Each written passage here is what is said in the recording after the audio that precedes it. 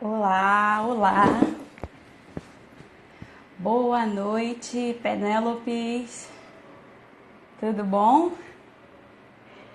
Hoje nós teremos a live com a Lívia. Ela já chegou aqui, vou chamá-la. Tudo bom?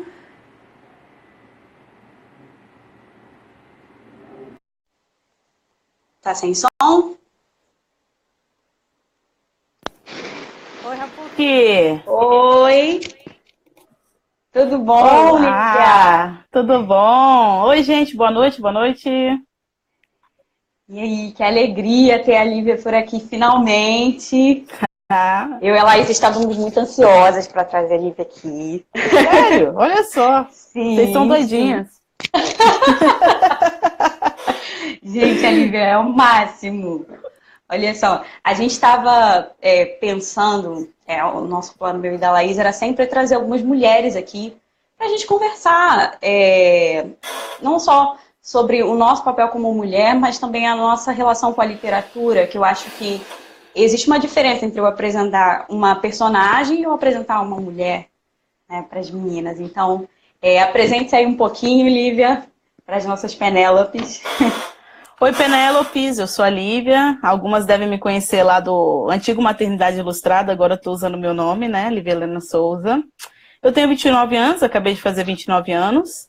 Tenho 2 filhos, sou casada com o Roger. E minha experiência com a literatura me acompanha desde a infância.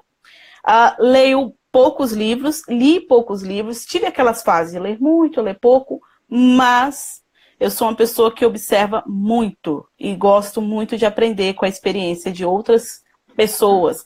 Talvez pela minha criação, meus pais são analfabetos, mas que obteram muito sucesso em sua vida profissional mesmo, a partir do autodidaticismo, assim, né? Nenhum dos meus pais frequentaram a escola, não conseguiram se adaptar. Minha mãe, por motivos econômicos, muito pobre, muito pobrezinha, interior de Minas, com 8 aninhos já lavava roupa para fora, essas coisas. E o meu pai, ele não se adaptou mesmo, mas teve um emprego só na vida inteira, o emprego dos sonhos, muita questão da imaginação. Desde criança ele queria ser mecânico da Vale. E aí ele deu Uau! todo o sangue dele, estagiou de graça, serviu gente pra caramba e entrou com 17 anos na Vale e se aposentou na Vale e é o maior orgulho da vida dele, assim. E aí o maior ensinamento do meu pai, assim, que pra gente é que a pedra que muito rola não dá limo. Então, ele sempre repetia muito isso pra gente. Mas, então, essa minha experiência da literatura, ela vem com a observação de pessoas, bem como você falou agora, Rapoque, de não só apresentar personagens femininos, mas de trazer mulheres para compartilhar suas experiências. Ah, Então, isso eu faz acho que é muita um pouquinho que eu podia diferença. introduzir aí. Ah, tá ótimo. O seu pai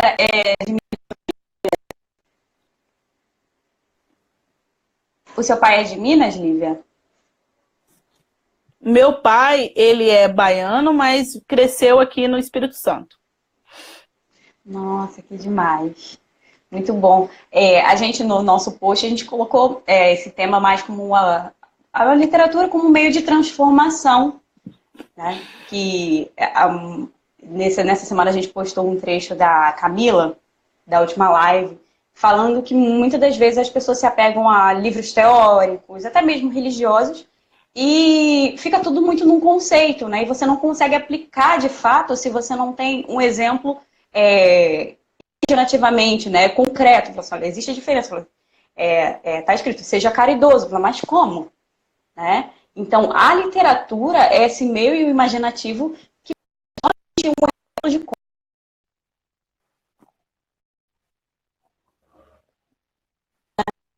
coisas na Tá travando, Rapoque? Oi. Ixi. Espera um Voltou? pouquinho, sua conexão tá travando. Voltou. Voltou? Eu estava falando Mas eu que, entendi o que bem, você falou. essa partilha, né, traz outros olhares e a gente, de algum modo, consegue aplicar na nossa vida. Então, o exemplo do que você me deu do Siddhartha, da obra do Hermann Hesse, é um exemplo muito maravilhoso da descoberta de si e de como o homem maduro começa a perceber as coisas e olhar as coisas. E Eu queria que você contasse um pouquinho sobre o seu contato, não só com o Herman, mas com o Calil, né?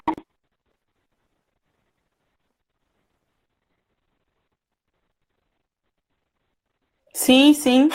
Vou esperar a sua conexão estabilizar um pouquinho para te responder. Eu não sei se você ainda está aí. Tá aí? Eu tô. Ah, beleza. Rapuk, minha experiência com o Siddhartha se deu bem cedo. E o tema dessa live é bem isso mesmo, sabe? A literatura como um meio de transformação. Eu tive pais muito atenciosos, muito cuidadosos, muito, sim, não tenho o que falar dos meus pais. Mas, talvez pela a questão religiosa deles, ali, não sei. Ali, talvez por eu ter sido uma criança um pouco mais madura sempre, né? A minha mãe, eu não sei o que rolou. Só sei que na adolescência, eu fiquei meio que fora do mapa, dentro de casa mesmo. E como eu sempre tive muita vontade, né? Como eu falei num vídeo essa semana aí, tava pedalando, aí gravei um vídeo, falei isso. Desde criança eu tenho umas metas bem altas, né? E sempre tive muita dificuldade para entender a questão dessas metas. Então, ali na adolescência, eu estava sem muita referência, né? Aquela coisa que a gente só aprende agora, né? Que quando os filhos na adolescência, eles não escutam mais os pais, eles escutam os amigos dos pais. E os amigos dos meus pais era assim, pessoas com quem eu queria conversar, né? Como eu cresci numa vertente do evangelicalismo. Aí eu já tinha um estranhamento inicial e tal. Então, ali na minha adolescência, eu não tinha muito diálogo. Então, eu comecei a conversar com gente de fora de casa. E isso me trouxe muitos problemas gravíssimos mesmo, assim, de pessoas, religião, várias coisas, sabe? Primeiro, porque eu não sei por que cargas d'água, eu não sou uma pessoa medrosa, então, tipo assim, eu consigo ir no limite das coisas, sabe? Tipo assim, se eu tô querendo aprender tal coisa, eu vou lá no limite. A questão talvez, né, o fato de a gente ver aí como é que as cabras se aventuram para pegar o melhor alimento, e o fato de eu ser uma capricorniana, então, riscos, né, não é um problema para mim. Eu não sou uma pessoa medrosa, assim. Eu, tipo assim, se eu olhar lá em cima, eu falo assim, nossa, eu acho que lá em cima vai ter um conhecimento muito bom, eu vou lá em cima, assim, então, adolescência, você tá no auge dessa coisa de você ir atrás, né, de se aventurar, então juntou uma coisa com a outra. Bom, eu tenho que voltar um pouquinho na minha infância para vocês entenderem um pouco isso. Eu estudei numa escola muito bacana, né, quando eu era criança, muito legal. Meu pai, como ele é ferroviário, tinha uma escola só para os filhos de ferroviários, então era uma escola muito interessante. Era meio que, tipo assim, uma escola dentro dos modelos assim, Charlotte Mason, mas dentro de uma escola. Então, chegou um ponto ali nos meus 10 aninhos, 9, que eu não queria mais ir para o recreio, eu ia para a biblioteca, eu ficava lendo, já era fissurada em ilustração, aquelas coisas ali. Então, eu ficava vidrada em tudo aquilo. E aí eu comecei a me aventurar nas prateleiras do lado, leu ali umas filosofia, uns negócios ali, não entendia nada. Mas aquelas coisas complexas me chamavam muita atenção. E aí até que Dona Rita começou a me dar, a bibliotecária começou a estranhar aquilo ali, né? Pô, essa menina, eu não sei não, né? Fica lendo essas coisas e ela chegou... No meio do recreio? Tipo assim, aí, enfim, eu comecei a ficar lá. Ficava lá, tava sempre... Comecei a entrar, tipo assim, dos meus 10 anos até hoje não, parei maternidade, as coisas. Mas até ali os meus 23, era livro na mão o tempo todo. Era um problema para minha família. Eu falando assim, todo mundo fica, colérica. Não tenho nada disso. Eu sou um caramujo, assim, quietinha, paradinha. Totalmente diferente. Então, para minha mãe, isso era um grande problema. Porque eu sempre estava com livro, eu saía do quarto de manhã para tomar café, para ir para a escola, para a faculdade, eu já saía com o livro na mão, e eu ficava tomando café e lendo. Então, isso sempre é um ponto da minha mãe não querer saber de me ver lendo mais, porque você está ficando maluca, você não sei o quê, você não conversa com ninguém mais. Então, aquilo eu já estava naquela questão de você não ouvir mais seus pais, e aí começou a minha mãe vir muito para cima, né?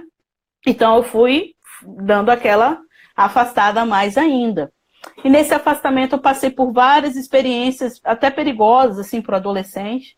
Me envolvi assim, não, mas assim, chamava atenção, né? Pessoas É um assunto delicado, mas assim, iniciados em outras seitas, tipo Rosa Cruz. Essa galera, assim, eu sempre tive problemas com esses magistas, né? Sempre, assim, até minha faculdade de Direito, do nada brotava um do meu lado e, enfim, era complicado. Então, eu acabei me aventurando muito nesses estudos mais de alquimia, e isso me trouxe muitos transtornos psicológicos, muito mesmo. Então, é uma história de vida complicada, porque eu sou filha de pais separados. Quando eu falo meu pai, é o meu padrasto, ele me adotou com uns 2 anos. Mas por parte de pai, é um cara massa, tal. A minha avó era sacerdotisa. Então, tinha essa questão da minha família pelo lado de lá, sabe? Então, essa questão espiritual que está sempre recorrente na minha vida, se dá muito pelas questões do meu traço de sangue, né? Mas é um assunto, assim, que é muito místico, e é por isso que eu sempre me interessei por literatura mais oriental e árabe. Porque o misticismo, ele não é algo à parte para árabe e oriental, como o brasileiro enxerga. Talvez pela herança protestante do nosso país, né? Que o nosso país ele é muito envolvido, né? Eu sou protestante, não estou falando mal de protestante aqui, tá, gente? Eu sou luterana. Mas, não, né? Daqui a pouco pode dar alguma coisa aí. Mas para oriental, para árabe, isso não. Eles enxergam o mundo de maneira mística. Essa questão do misticismo é algo holístico para eles. Ali é um todo. Eles não olham a coisa do materialismo e aí vai escalando tal. Não. E é isso que a gente vê no Siddhartha. Ele vem dessa visão ocidental, do materialismo pro misticismo. E aí quando ele chega lá na iluminação, que ele olha para tudo e fala, mas tudo é isso. Afinal de contas, a realidade está aqui. Tem uma coisa muito legal que o padre Paulo Ricardo fala, que as pessoas... como é que ele diz? Sobre a fé, que as pessoas acham que a fé você tem que ficar fazendo exercício com ela o tempo todo, senão você sai do verdadeiro e vai pro... Tipo assim, senão você volta para a realidade, né? Como se a fé fosse algo fora da realidade. Se você não ficar exercitando muito aquilo ali, você começa a olhar as coisas, não, mas a fé é algo muito místico, a fé é algo muito fantasioso. O mundo real é isso aqui, sendo que é o contrário.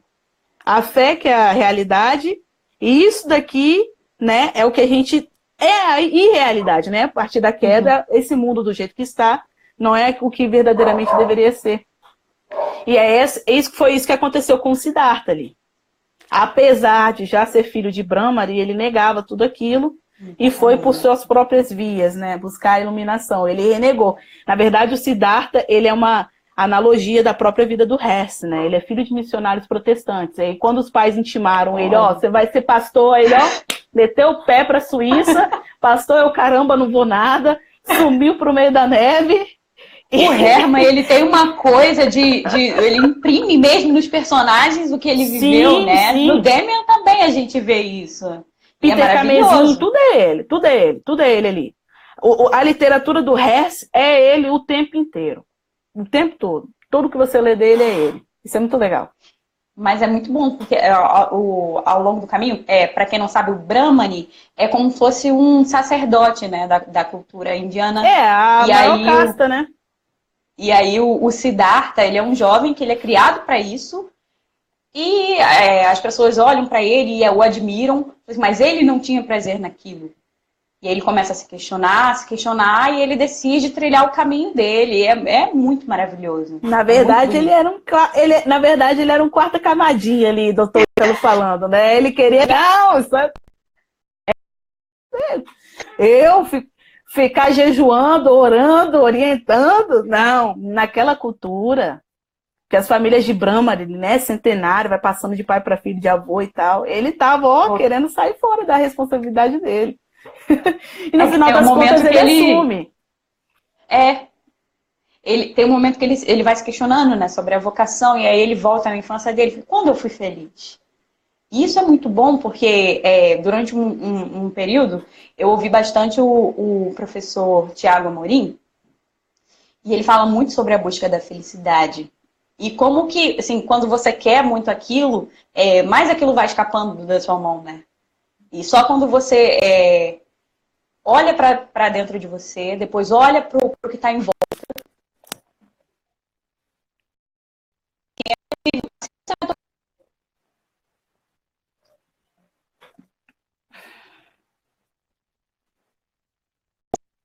plenamente, nessa terra é impossível.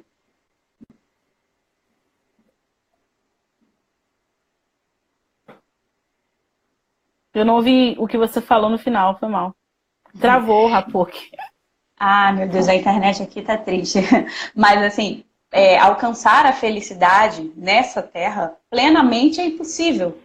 Mas existem alguns momentos em que nós vamos sentindo, né? Assim como a gente vai tocando, meio que tateando a nossa vocação, aos poucos a gente vai alcançando isso. Oi, Sérgio, boa noite. É bem isso mesmo. E sabe o que eu fui lendo o Siddhartha e aquilo foi mexendo muito comigo. Eu li Siddhartha com uns 15 anos, aos 15 anos. Mas quando chegou naquele momento do rio, nossa, esse momento do rio é onde o livro explode para mim. É onde o livro explode. Por quê? É o movimento do rio. É o movimento da água. Quando chegou de rio e de água, foi inevitável eu voltar na minha infância, voltar em toda a minha cultura cristã, em tudo que os meus pais me ensinaram, sabe? E de lembrar do Gênesis, do movimento das águas, de lembrar de Cristo falando das águas o tempo todo. E a Bíblia, ela sempre traz a questão da água, a água, a água, a água. Eu tenho uma ligação fortíssima com a água, né? Muito. Então, quando começou a trabalhar muito ali em cima, eu tenho certeza, eu tô chutando muito, se eu encontrar o Herman no céu, cara, eu tenho certeza que você estava falando do movimento espiritual das águas, da teologia cristã, porque não tem cabimento. Quando ele começa a falar, a primeira travessia dele, não, deixa eu tentar atravessar o pessoal aí. Quando ele começa a observar na lentidão do rio, e no atravessador, né, aquele caráter todo fleumático dele, não, calma, a vida tem um passo, calma. Porque dentro da cultura indiana, é assim, a vida, ela tá funcionando. E se você estiver muito ansioso, a sua vida tá passando e você tá fora de compasso com ela. Então, eu não lembro qual carta Paulo fala exatamente, talvez você saiba, mas ele fala que nós temos que nos tornar aptos para receber as bênçãos que Deus já nos enviou. E isso me chama muita atenção. Nos tornar aptos a receber. Não é correr atrás delas.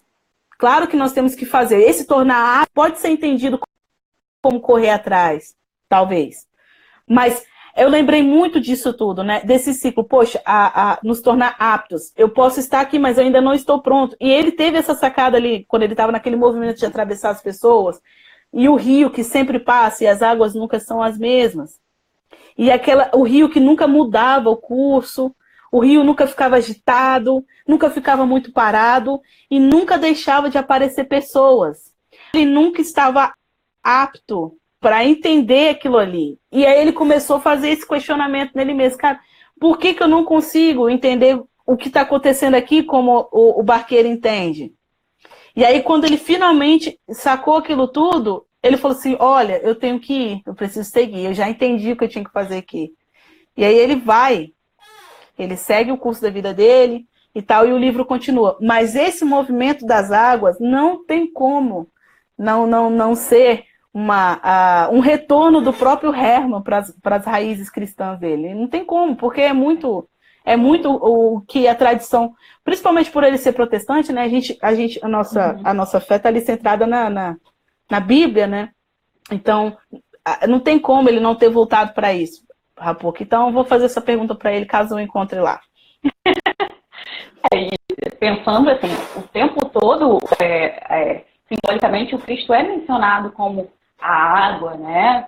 Me lembra muito daquela mulher que Cristo encontra no poço e ele diz, olha, eu tenho uma água que você não vai ter mais sede. Eu me lembro muito dos momentos que o Siddhartha vai e fala, olha, eu tenho sede de algo. O tempo todo analogia com a Bíblia.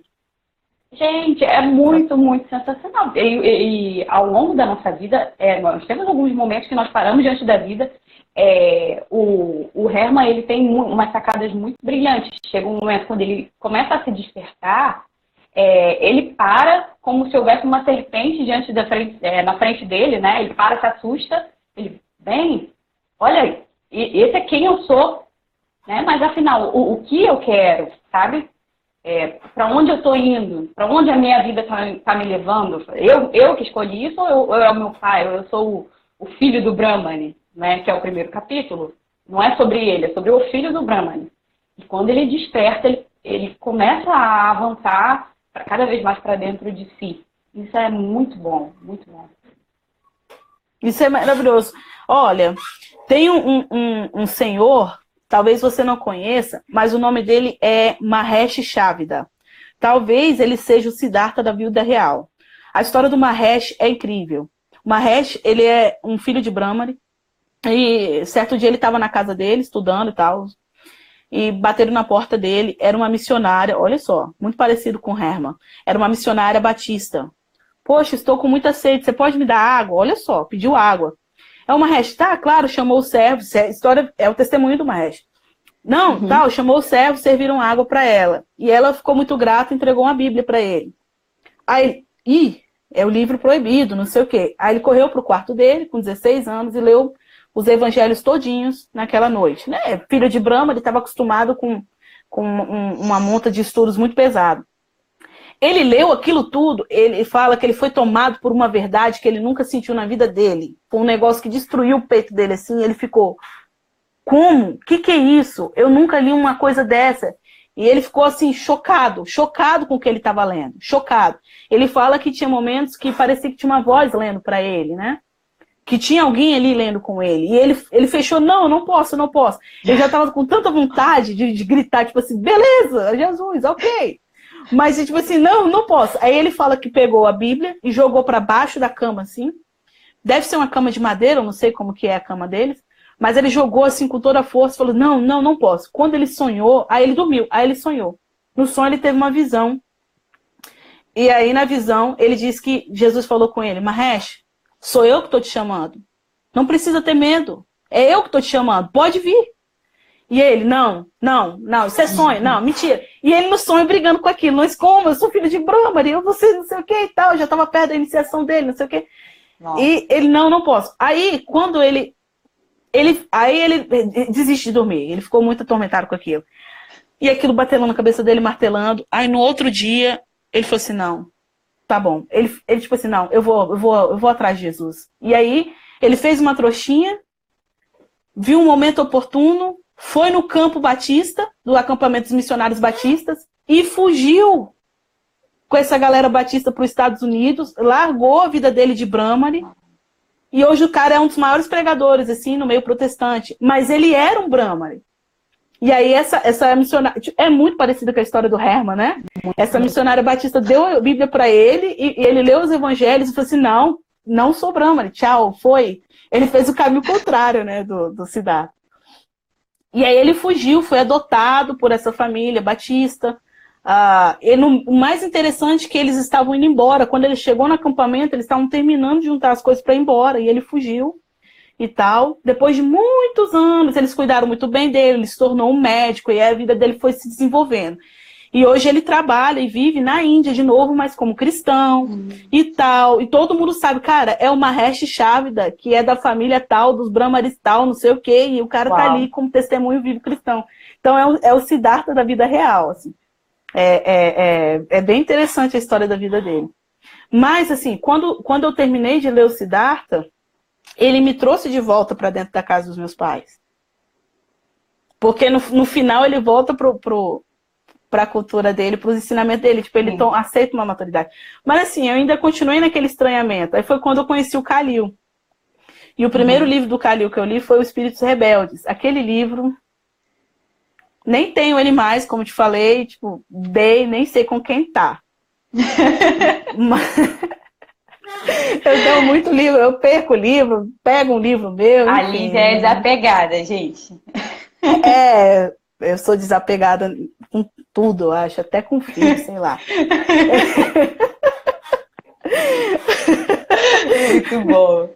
Menos com as minhas tintas, brincadeira. Brincadeira.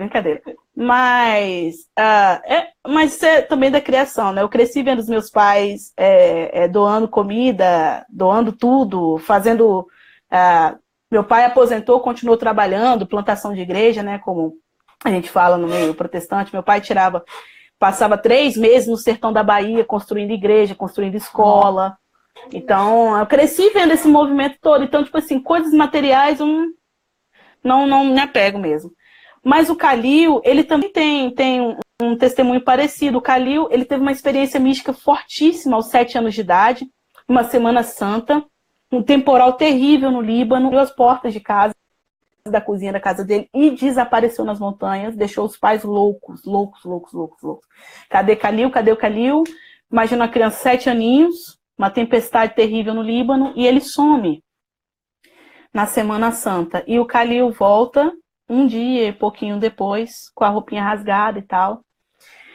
E os pais, assim, sem entender nada, ele volta com o semblante de quem chorou muito, e com umas florzinhas do campo, assim, na mão, e com 7 aninhos tremendo ali, a mãe abraça ele, ajoelha, os pais ajoelham e abraçam, e fala, meu filho, onde esteve? Ele, Jesus me chamou. E eu fui colher flores para ele. E, tipo assim, a vida inteira do Calil, ele teve essas experiências místicas. Tem um livro dele, o último, que ele já estava bem doente, ele da cama ficava digitando, e a secretária digitando. E ele vai contando essa série de experiências místicas que ele teve com Cristo. Mas ele teve uma vida muito perturbada, sabe, Rapuque? Ele era um artista. Então, inicialmente, ele não escrevia para ser escritor. Inicialmente, ele escrevia como ele tinha tanto para dar que o desenho não bastava. O desenho não continha o Calil. Ele tanto para dar que ele tinha que escrever poema, ele tinha que escrever livro. Ele não deu muito certo. Eu acho que ele era muito melancólico, muito melodramático, cansava demais as mulheres, sabe? Porque se você ler qual é o livro dele aqui? Que é a história acho que é do primeiro amor dele e tal. Nossa, eu falo, Jesus Cristo, uma semana com esse homem, cansa qualquer uma mesmo, porque, nossa, sabe?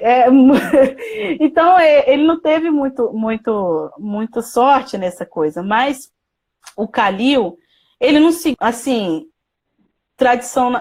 nenhuma tradição católica, ele não seguiu nenhum lado protestante, ele seguiu com Cristo ali, sabe? Não teve uma vida muito feliz, mas o que mais me chama a atenção no Calil, o que mais me aproximou dele foi justamente por eu me parecer muito com o Calil. Eu me pareço muito com o Calil. Uhum. É muito estranho falar isso, eu não sou melhor do que ninguém, nada, mas eu tenho uma experiência muito estranha e peculiar com Cristo. Muito, desde criança. Então, o Hess, ele conta a minha história com os meus pais, filhos de missionários, aquela coisa. Mas o Calil, ele conta a minha história mística. Entende? O Calil, ele sempre teve essas aspirações muito altas também. O fato dele ser artista também me conectava muito com ele, né? Ele era pintor? Ele era pintor, desenhista, ele era muito bom com artesanato. E ele teve sucesso na carreira dele em tudo. Você vê que no Brasil foi onde se estabeleceu a maior fundação, né? O Brasil tem mais libanês do que no Líbano. E aí, no Brasil, o Mansur Shalita fez questão de guardar todo um acervo, de conservar toda a história dele, de traduzir todos os seus livros. Que legal. E aí é uma cultura assim, são livros que qualquer um tem o livro dele, Jesus, o Filho do Homem, que, meu Deus do céu, é uma coisa absurda, assim, sabe? Ele narra o evangelho, ele cria um evangelho a partir de outras vozes. Ele traz as vozes, João, tal, dos discípulos, mas ele cria personagens como se fossem os personagens comuns. O povo que estava ali. Uau. E ele vai contando essas experiências do povo. Aí eu não sei, chutando. Talvez ele pode ter tido contato com o evangelho dos essenos, né? Como ele é ali árabe. com esse outro tipo de cultura, né? Relacionado aos evangelhos. Mas é chocante a experiência que ele trouxe ali. Então, tipo assim, todos indicam começar a ler Calil pelo profeta. Eu falo, não, comece por Jesus, o Filho do Homem. Porque ele traz uma narrativa muito interessante de personagens fictícios que estavam ali, seguidores anônimos de Cristo. E que se parece muito conosco, porque é muito interessante. Ele traz os personagens a partir, assim, um personagem preguiçoso, um personagem vaidoso, um personagem irado, e ele vai trazendo essas narrativas. Uma mãe viúva com criança pequenininha, e ele vai contando como que Cristo foi conversando com essas pessoas ao longo do caminho dele, comendo com eles, dormindo na casa deles. Então, porque, eu não sei, no início eu tinha uma assim, nossa, os discípulos, né? Os discípulos. Então, a minha narrativa estava muito distante deles. Uhum. Muito, e tá, claro que tá. Mas quando eu li esse Jesus, o Filho do Homem, eu falei assim, nossa, eu acho que eu tô mais... Deu uma relação de proximidade, assim, bem interessante. Isso é muito então, bom. Então, assim, da minha vida, assim, é o Herman, é o Calil, o Orhan Pamuk, e é o que eu te falo aí, eu li muito pouco. Pouquíssimo, assim. Coisas de ciência, essas coisas eu li demais. Eu gosto muito dessas coisas. Agora, literatura eu leio pouquíssimo e repito muito as coisas que eu leio. Então, e depois que chegou a maternidade, aí que eu não leio mesmo, assim, muita coisa de literatura, mais as coisas das crianças, né? Mas para mim mesmo é a cultura do Calil, do Herman, do Milan Kundera. Ainda reverbera muito, e tipo assim, enquanto uma coisa está reverberando muito dentro de mim, eu tenho que manter um contato com ela ainda. Eu sou assim, o negócio ainda está muito retumbante dentro de mim, eu ainda tenho que ficar ali nele, sabe? Então, e sempre acho coisa nova. Sempre acho coisa nova. Isso é muito bom. O professor Escorcinho, ele sempre fala que a releitura é essencial para a gente conseguir captar tudo que o autor está dizendo, cada palavra que ele escolheu. E é fascinante quando a gente encontra um escritor que, de algum modo, dá nome ao que a gente estava sentindo. Isso é fascinante. É como se, de algum modo, realmente a gente se aproximasse dessa pessoa, como se o autor conhecesse a gente, né? E ele vai descrevendo ali o que você está sentindo, o que você está vendo e não consegue dar nome, né? No início do Siddhartha, quando ele diz Siddhartha dava prazer a todos, menos a si mesmo. Nossa, que livro é esse, né? Como assim? Mas tu olha pra tua vida e fala, o que eu tô fazendo? É um livro violento. E é isso mesmo, ele não tá mentindo. A vida dele era a busca pelo prazer incessante, né? A Emma Bovary colérica. E homem. Não, me dá isso aqui logo e agora. É exatamente isso. Pelo menos ele não era fingido, né? Pois é. Isso é muito bom. Eu quero isso daqui, então. É muito eu. Não interessa se é bom ou se é ruim. Né? Apenas bem isso mesmo. É muito eu. Eu sou assim, entendeu? Então, ali, por isso que é outra coisa que me trouxe. Tipo assim, eu olho assim, cara, aquilo que eu te falei, o lance do limite, né? Eu sei que pode dar merda, pode dar problema, vai custar um preço, mas deixa eu ver, assim, peraí. Aí eu ia, e às vezes eu pagava um preço alto por causa disso, né? É tipo Alice, né? Peraí, já foi. Não se vá, Rapuque. Rapuque está se agarrando. Tá aí. Voltou? Voltou. O que mais me incomodava na Emma, e que eu vi em mim, né, é o funcionamento.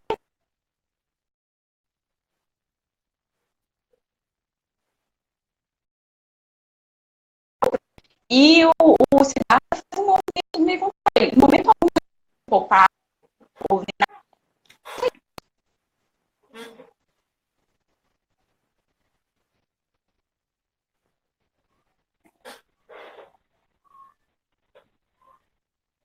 Sua internet tá te sacaneando hoje. Eita, voltou? Mais ou menos? Mas eu acho que eu entendi o que você quis dizer. Sua internet tá ruimzinha. Travando. Tá o loopzinho o tempo todo, assim. Que Você dó. quer tentar de novo? Talvez, não sei. Bem, o que eu estava falando, na verdade, é que o que me incomodava mais na Emma era dela não ter cara, né? Falar, bom, o problema não está com o Charles, não está com o Lugar, está comigo. E o Siddhartha, em momento algum, pai, o Lugar, ele está sempre procurando alguma coisa. Ele tem sede de algo e ele vai procurando até o fim, né? O Siddhartha, ele não tinha medo de colocar o dele na reta, assim, falando bem a grosso modo, bem brasileiro. Ele ia, e ele, tipo assim, ele não pensava assim, eu sou o fulano, filho, né? Tem toda uma herança, toda uma tradição atrás dele. Ele não é só ele. Principalmente naquela cultura. Ele não, e mesmo assim, ele não tinha medo. Então, eu acho também que a ascensão dele se deu uma velocidade porque ele colocava tudo que ele tinha em busca de uma verdade. Ele ia integralmente em busca de uma verdade, ele apostava todas as fichas dele. Sem medo, né? Tipo, skin the game, né? Como é a frase do momento. E ele ia lá, eu sou Siddhartha e tô aqui para isso. Me dá prazer, quero entender tal coisa, e ele achava que havia era o prazer. E ele foi por ali. Mas eu acho que a ascensão dele, ele entrava e saía das enrascadas, de certa maneira rápida, ele entendia isso de maneira rápida, porque ele colocava tudo. Tudo dele. Tudo dele. E aí não tem como não lembrar de novo do apóstolo Paulo, Rapoque. Não sei se você lembra, tem uma passagem das cartas de Paulo que eu tenho que rir daquilo. Só de lembrar me dá vontade de rir. Foi logo após o naufrágio, que eles acharam que ele era Apolo, não sei o que lá, da cobra, que ele não morre. E aí ele tem que escrever na carta assim, vocês não pensam que foi rapidinho, que eu não, tipo assim, vocês não pensam que eu não sofri, que, né, que o negócio foi bom, porque eu já tô bem, não, tá, porque o negócio, bem a grosso modo, porque o que eu passei ali foi feio, foi muito terrível, mas como Paulo entrava e saía das enrascadas assim, muito rápido, as pessoas às vezes não compreendiam o que rolava com ele. Então, quando a gente lê o Siddhartha, a gente vê muito ali a Paulo. Tem muito do apóstolo Paulo nesse livro. Muita personalidade dele, né? Uhum. E São Paulo, ele foi um apóstolo que jogou o skin the game também, né? Uhum. Ali, terceiro dia, aquela experiência dele, ele foi, eu trabalhei mais do que vocês, não sei o quê e tal. E foi, né? Graças a Deus, toda a herança que ele nos deixou. E é muito também do Herman, né? O Herman, depois que ele saiu assim do meio parental, ele também jogou tudo dele para cima e foi viver suas experiências, pagando todo o preço que tinha para pagar. E é por isso que ele foi tendo essas sacadas e escrevendo esses livros tão fantásticos, assim. Talvez o Siddhartha seja o ápice dele, mas o Lobo da Steppe, o Peter Camesim também são livros grandiosos. Eu acho que vidas assim, acho que fazem diferença pra gente, principalmente aqui no Brasil, que acaba sendo tudo muito superficial, né? A gente não tem nada, quase nada acontecendo assim no país e tal. A gente vive uma vida mais cômoda. É muito difícil encontrar alguém que se entregue completamente a algo, né, por inteiro. E ver exemplos assim como o Siddhartha são ótimos.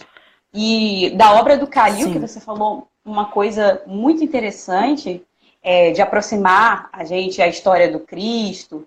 Isso é muito bom, porque assim, não é errado nós termos exemplos altos, muito pelo contrário, assim como os santos, né, da Igreja Católica, nós temos para eles e tudo mais, mas quando nós temos contato, assim, no nosso imaginário, personagens menores, mas que mesmo assim eles têm pequenas atitudes que, sabe, são mais fáceis de chegar à nossa realidade, de algum modo é como se descesse para o nosso coração o que o Cristo sempre disse, né?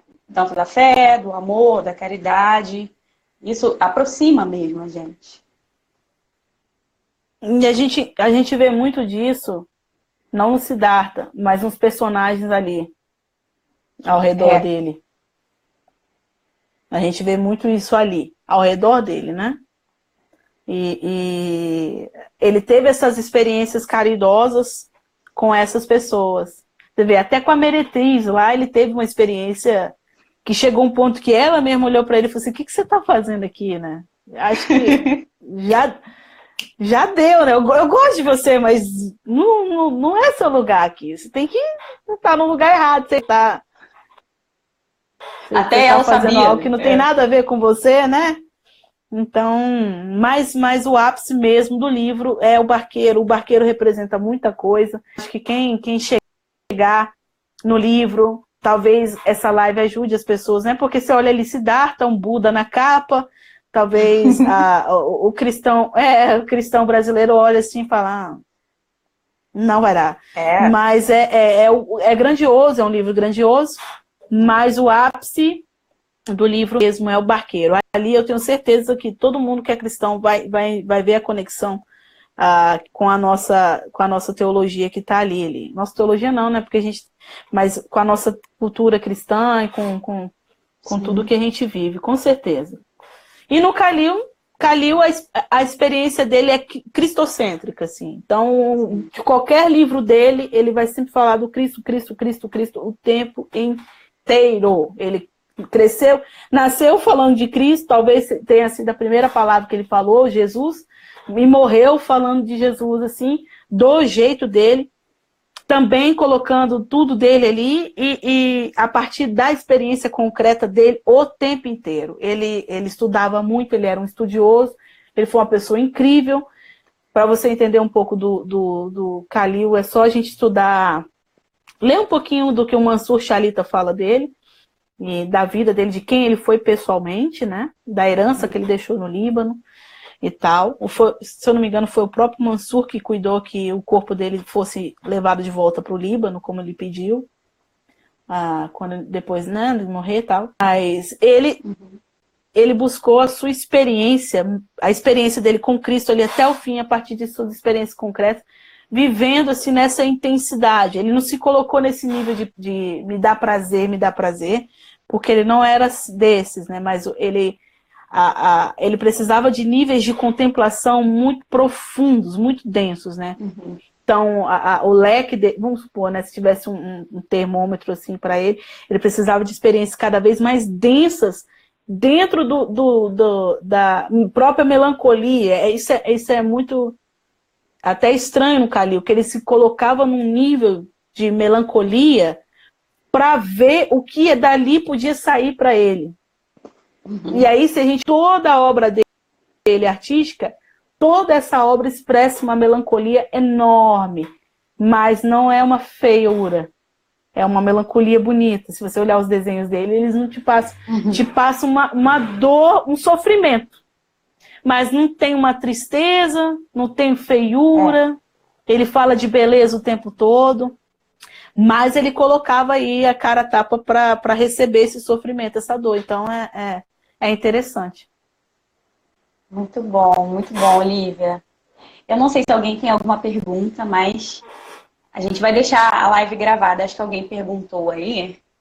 Mas então, a indicação é leiam Khalil e leiam Hermann Hesse, porque tem uma profundidade ali, uma riqueza de detalhes e até a forma com que ele vai descrevendo o cenário, o sol, o rio, é tudo muito bonito. E como que é possível, né, esse contato nosso ao contemplar a natureza. Quando eu comecei a ler, eu só me lembrava de você falando, olhem para o que está diante de vocês, né? Para o exercício de aquarela que você passa para a gente, esse exercício de contemplar a realidade, contemplar a beleza, como que isso assim, traz um consolo para a nossa alma e ao mesmo tempo nos aproxima de gente. Muito bonito. É isso aí. Leiam Khalil, leiam Siddhartha. É muito bom, vocês vão gostar. Foi um prazer, Rapuca. Obrigado pelo convite. Ah, eu que agradeço. Me Você sinto foi um honrada espaço de aí estar para aqui. estar com a gente. Muito obrigada, tá, Lívia? Então é isso, meninas. Eu vou deixar a live salva aqui. Sigam aí a Lívia. Ela tem a Escola da Aquarela, que é maravilhosa. É muito gostoso, muito bom. Obrigada. Um beijo, Lívia. Tchau, tchau. Beijo. Fica com Deus.